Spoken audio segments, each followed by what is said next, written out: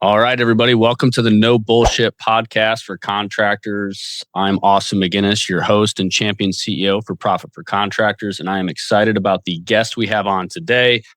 We have Bob Gauvreau with Gauvreau and Associates. He is a tax specialist, CFO, all things finance as it relates to entrepreneurs, and wrote the book, The Wealthy Entrepreneur.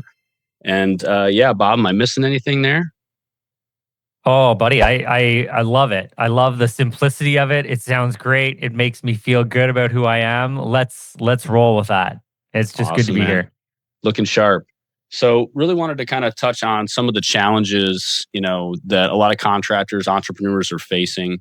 2025, I think, was a little bit of a weird year, kind of rolling off the coattails of COVID, high interest rates and the like. And rolling into 2026 can talk a little bit about some of the opportunities, some of the things you're seeing in the market from your perspective on the finance side and what I'm seeing on the builder side from my shoes. And just curious, 2025 to me was a little bit of an awkward year. Our revenue we grew, but we didn't grow as much as we thought. We saw a lot more competition, people starting to use AI and checking pricing and all that stuff with ChatGPT and the like. So curious from your side, what are you seeing in the market from past years, 2025? Yeah. So first off, Austin, always great to collaborate together, my friend. I feel like we've got a relationship that goes back many years at this point. So it's always great to have a bit of a jam session. And just quickly for everybody, I have a CPA firm. We support North America, Canada, and the United States. We work with about 5,000 business owners across North America. I've got a team of 180.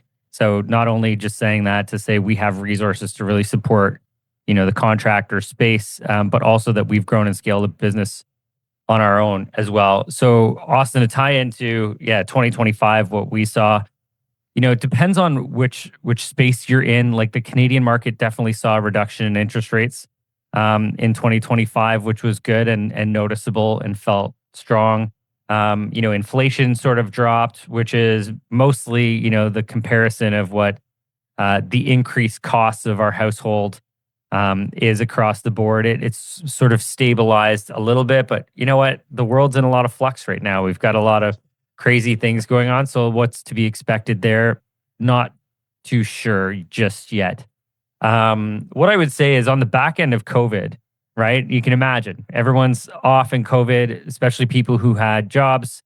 Likely the government incentivized many businesses to keep payroll going and to continue to get paid. So a lot of those people were sitting there going, you know what I'd like to do is own my own business.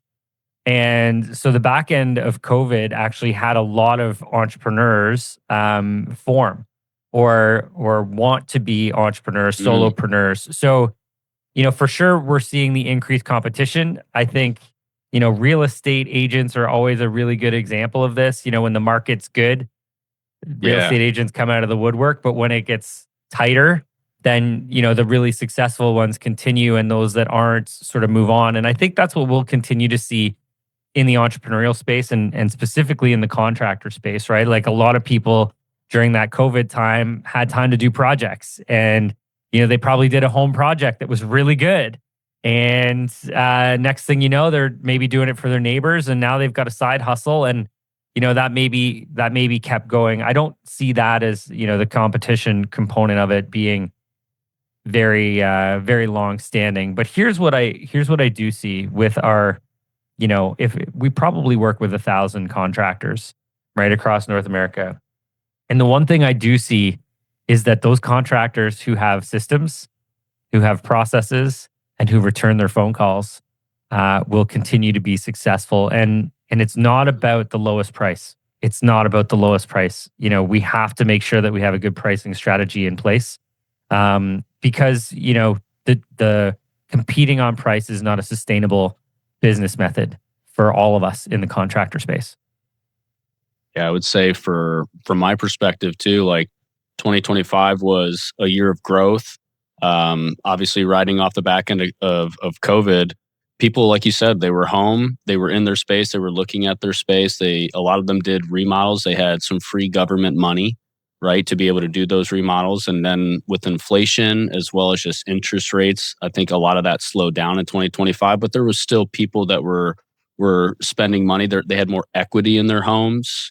A lot of them doing HELOCs. And I think, in some cases, the guys that, or the homeowners that had wealth, got more of it through COVID. And so they were still spending money doing more work on their houses.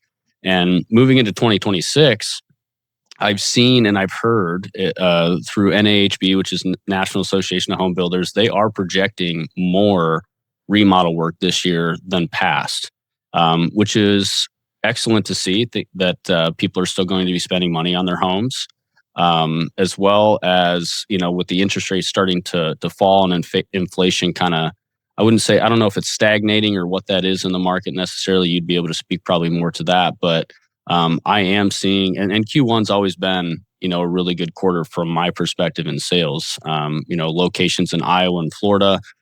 Here in Florida, the snowbirds are all here, so they're in their homes that they have, that they stay here through the winter months.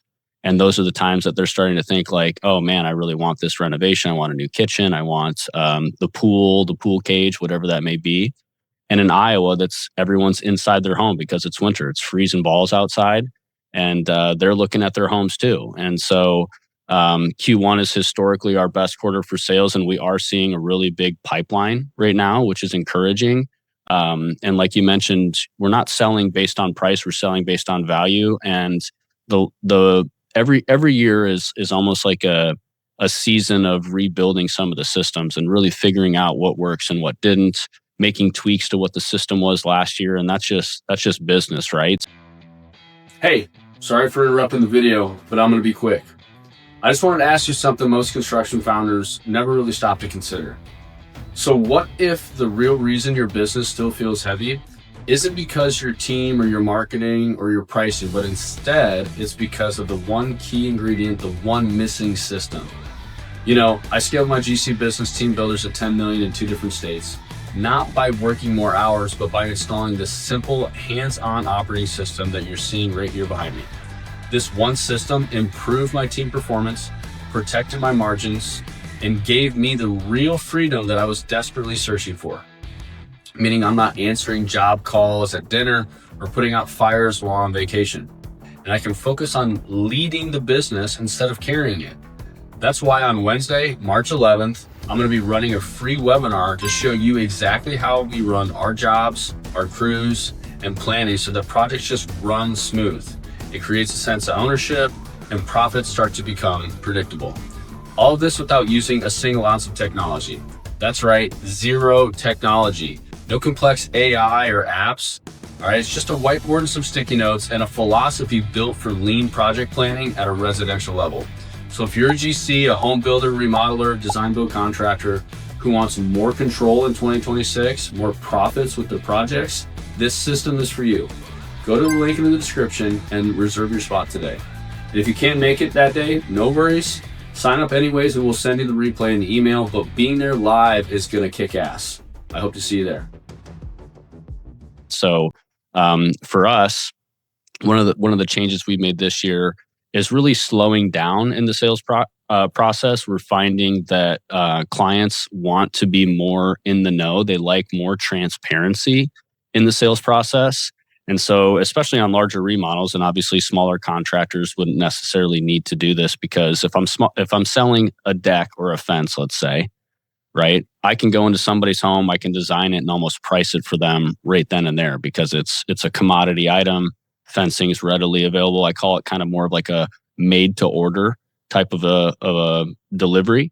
Whereas if in the custom world, when I'm dealing with a custom home or a custom remodel, a custom outdoor oasis, living space, what have you, I find that people really like to be taken through a bit of a process. They want to see past work. They want to see some of the testimonials from past clients. They want to be walked through line item by line item with some transparency. So we've started to implement a little bit of like a budgeting and design type of a touch point. From the initial consultation, we kind of have a middle touch point that is a little bit of design and a little bit of budget, where maybe it's more of a napkin estimate and kind of going into some sort of approval of like, is this kind of fitting your need? Is this within the the realm of possibilities. And when we get a green light there, then we start to spend a little bit more time and actually get some trades on site, where we're actually starting to hard bid this project now, because we kind of got a verbal approval, if you will. And then we go into more of a formal contract proposal, and we're finding that process is working pretty well on the custom side. So just slowing down, more transparency, people really wanting to know where their dollars are going. Yeah, makes sense, man. Yeah. Everybody's got to find their own sort of rhythm, and one of the challenges I think people would be seeing right now, especially if they're coming off, some form of seasonality of the winter months, maybe not being as busy, or if, in your colder climates sort of shut down or not doing a lot of external projects right now, and revenue sort of drops, is cash flow. And cash flow has definitely been one of those focus areas for many contractors that we've seen this year. Is, how do we continue to ensure that we have the resources we need to get to that spring market and get these projects underway and to start collecting cash on some of these projects. And fortunately, we just did a session for the PFC members last week on cash flow, right? And making sure that the members understand how to maximize their cash flow opportunities. But if you're good with it, I'd happy to share maybe a top 5 list with everybody here, just to know exactly what they could be doing right now. So number one, and this is maybe a focus area for me, is, contractors, we've maybe traditionally done work and then get paid after, right? And so, there's 2 components to this. One, if people owe you money, the greatest time to collect on that is right now. So go out, start collecting your accounts receivable. It's money that's owed to you. It's going to be the fastest way that you can convert to cash.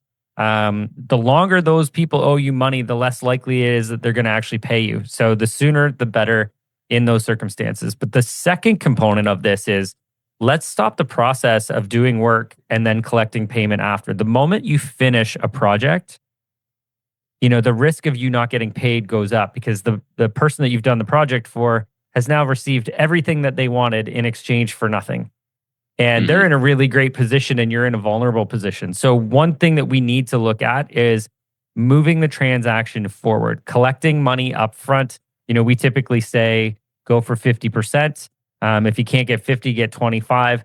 But that's going to help support the cash flow of the project. And I would have a progress payment. If you're doing a deck or a fence and it's done within a week, maybe we don't do a progress payment. We likely do 50% up front. But we want to make sure that the final payment we receive is the day that we're completing the project. We don't want to leave and people still owe us money. It becomes really challenging to collect it. And I know there's going to be some contractors who say, well, I'm dealing with AAA tenants. I do work for the government. They have a 90-day process. And sometimes we just can't impact those, right? And they're going to be what they are. But if we have the ability to manipulate that, move the transaction forward, and do not use the excuse that this is just how we've always done it. That needs to get out of our mindset. Right. And then thirdly, on this, a lot of times people say to me, well, Bob, American Express cards, they charge 4%. And I don't want to pay the 4% fee. 2 points on this. One, I believe now every credit card company allows you to transfer the cost of that processing fee to the consumer. So number one, you could do that. Number 2 is the risk of you not collecting your receivables is greater than 4%. So I would rather have 96% of those dollars in my account the day the project is complete than to take on the risk of, having 4% or more of bad debt on my receivables. Collecting now gives us better cash flow and puts you in a much better position. And then lastly, this will be number 5 if you've been following this track here. But number 5 would be to look at financing right now. Look at refinancing some of your assets, maybe extending the repayment period. A home equity line of credit is an awesome way to get a safety net of reserve funds available for you at a really low cost, where you could probably pay interest only. So debt is not a bad word. Doing and managing debt effectively is a very smart entrepreneurial profit for contractor way to do things. So being strategic is very important. So let's focus on cash flow as we head into the busy season. Yeah, and you brought up a good thing there with the presentation that you had to the PFC members, and that's kind of a little good segue into the strategic partnership that Gauvreau is bringing to the PFC community, with all of your expertise, kind of the fractional CFO, if you will, to a lot of businesses when you get in the room with PFC members, which is awesome and something that we're really excited about, and something that's really, starting to take shape within PFC is a lot more of the specialists and the experts within different realms of sales, marketing, just operations, finance, you name it. Similar to like fractional CEO time with me. And those are kind of the things that we're bringing to PFC and that our members are really excited about. So appreciate you sharing that. And I'm excited about the partnership with Gauvreau. You've been my CFO now for you were my CFO for a long time. We had a little gap in there, but bringing you back in has been a breath of fresh air. And I love the ideas that you bring to the table. All your expertise from a tax perspective, as well as just helping out with the bookkeeping side and just able to clean up some of the books, man. It's pretty impressive what you can do in just a short hour of time. And obviously you're backed by an amazing team. How many you got on staff now? Just shy of 200. Just shy of 200, which is impressive. So you bring your own entrepreneur scaling mindset as well to a lot of the topics, which is also refreshing. So yeah, and I'd love to maybe just chat about this for a second, Austin. Yeah. So our team at Gauvreau is super proud to partner with Prop for Contractors. Why? Because one, we love our contractors, right? We work with thousands. I'm going to say thousands. If it's not 1,000, it's close there too. And because they need support, right? Contractors are not necessarily financial experts, but there's an element of financial understanding that we want to help facilitate with our contractors. Mm-hmm. Actually, we had one PFC member come on board with us last week because he didn't have up-to-date financial records. And, when you're looking to grow and scale a business, you can't be making decisions based on a whim. We need to let actual numbers support those decisions. So just, a few weeks ago, got him and his business in up to date. We've now got a dashboard so he can see exactly how the business is performing. So instead of running in the dark, he's now got full transparency. And yeah, for my role and partnership with PFC, a few years back, I had the opportunity to spend a lot of time in the PFC membership. With a lot of the members, we had a lot of great success. We're again now rekindling that and coming back in and supporting. My goal is to empower contractors with the financial knowledge they need to make informed decisions so they can grow and scale. And for me, the combination of financial expertise and systems and operations and strategy and pricing and the list goes on that PFC brings to the table. I feel like it's a really great superpower combination of expertise that the PFC members get, and really excited, Austin, for the opportunity to continue to deliver that. Hell yeah. And, the topic you brought up wasn't necessarily around profits. It was around cash flow and how to collect those receivables. And, it brought up a couple instances that I've had recently with a couple clients, a couple different jobs. We're a GC, but we also do some work for larger GCs. And when working with a larger GC, they hold retention, they have certain payment terms, and I'm really subject to them, right? And on the homeowner side, you brought up too, like, if you can get 50% down payment, that's obviously ideal, especially when it comes to smaller scopes of work. Even on larger scopes of work for us, we like to get at least 25% down and ideally 50% before we start. We oftentimes put like another 25% on collecting a permit in the state of Florida. Permits are hard to come by. It almost takes 2 months. So if we get a down payment and it's 2 months removed from when we got that down payment, once we get that permit in hand, we bill another 25%. And oftentimes too, even if it is on a deck or something that is short, it's going to be a week. Even if I do get 50% down, it'd be nice to get another 25% down once framing's complete. Let's say like footings are in the ground, the structure's built, all your joists are in, you haven't started decking yet. To get another 25% at that time that's a beautiful milestone payment. Outside of like the GC work, if I'm building a custom home, I do it based on draws. And my draws are typically every 2 weeks. If it's a smaller build, maybe every month.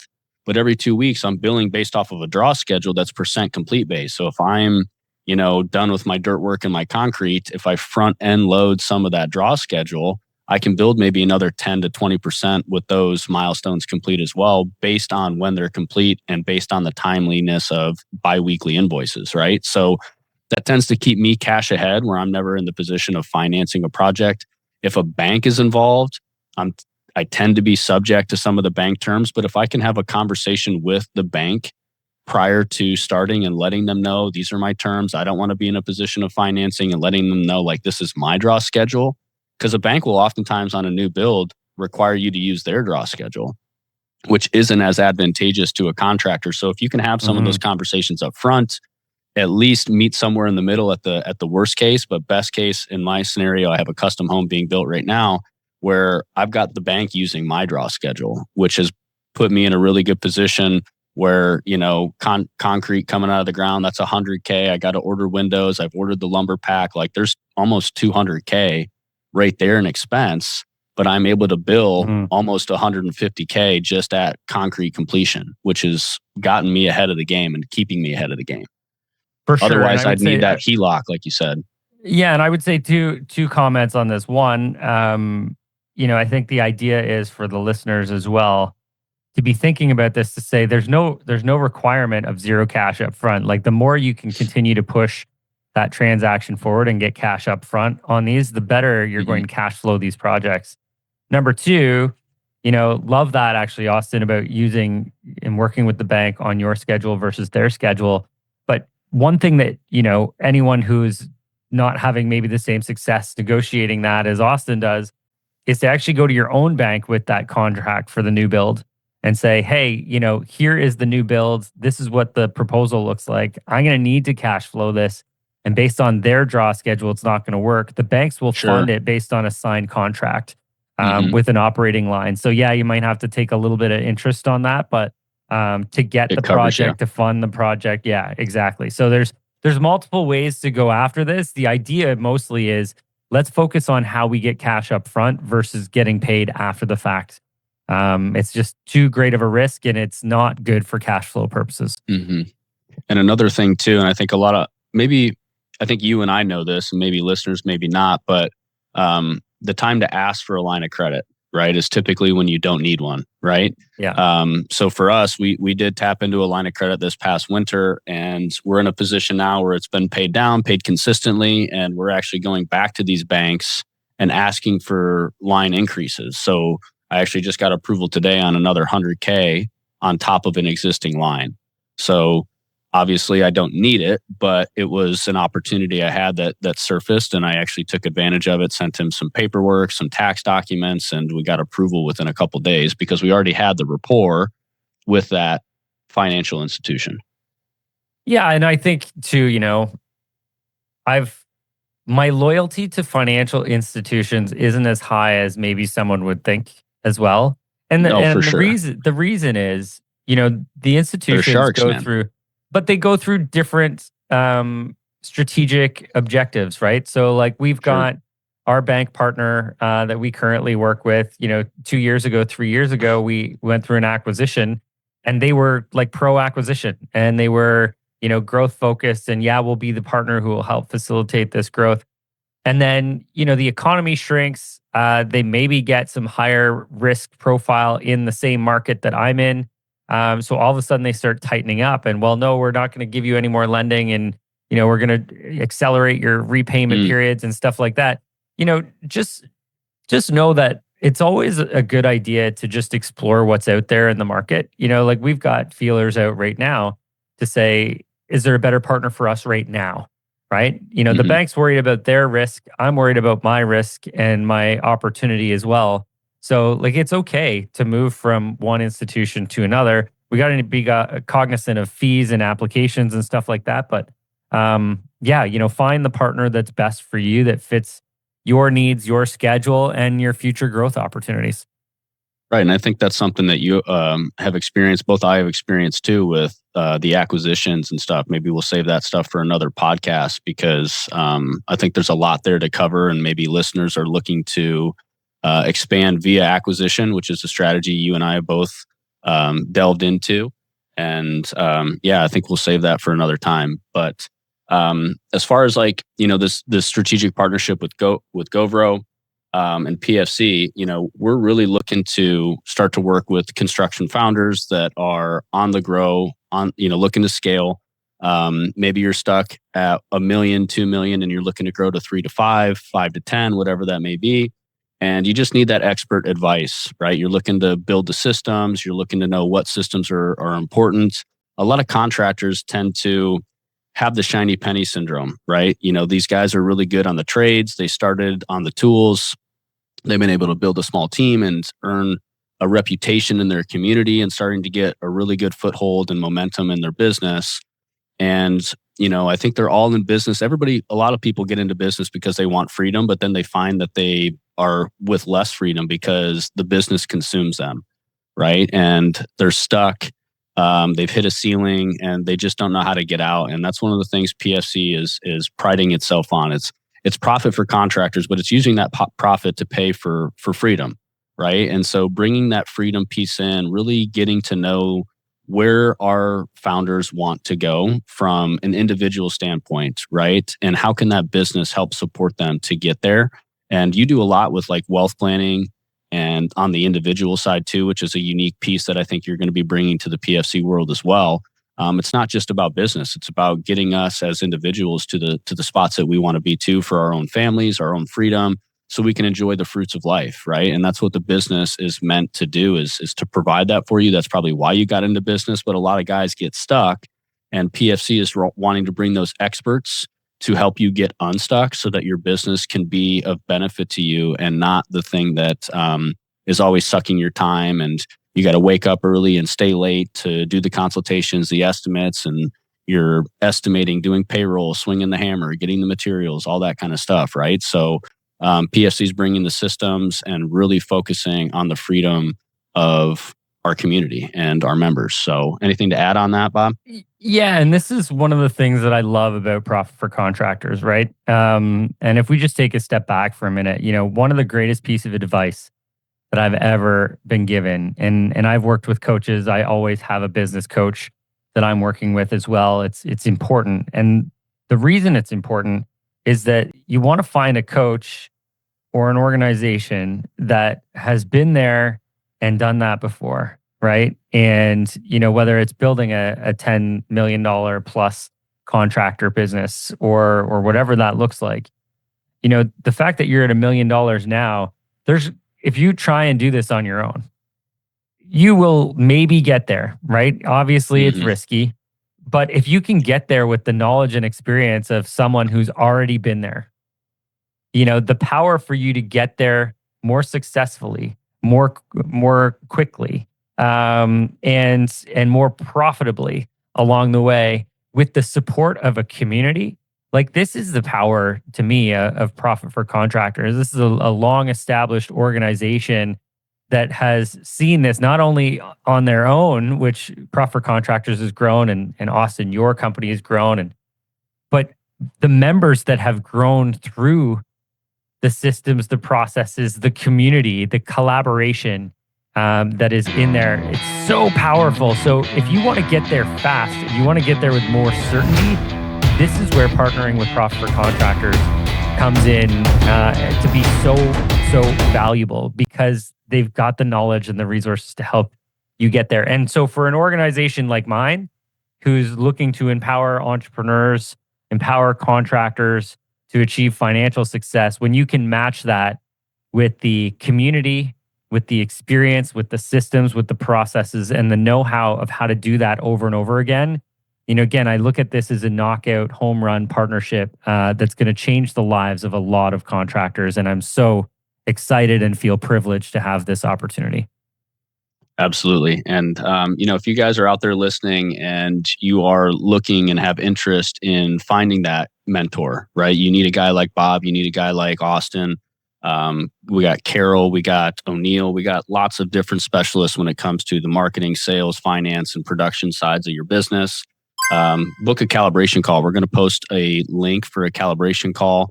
It's not a sales call. It's us getting into the weeds of your business, really trying to get to know you Not everybody's a great fit, but there are a lot of people out there that are looking to grow and scale, and Profit for Contractors is going to be the right fit. And we're out here in the weeds, right? Like Bob's doing it, building his business. I'm building my own business, and we're also out here to help you guys build yours. So with that, we're going to say goodbye. Bob, appreciate you having you on. It's been a pleasure, man. My pleasure as always. Awesome. Take care, brother.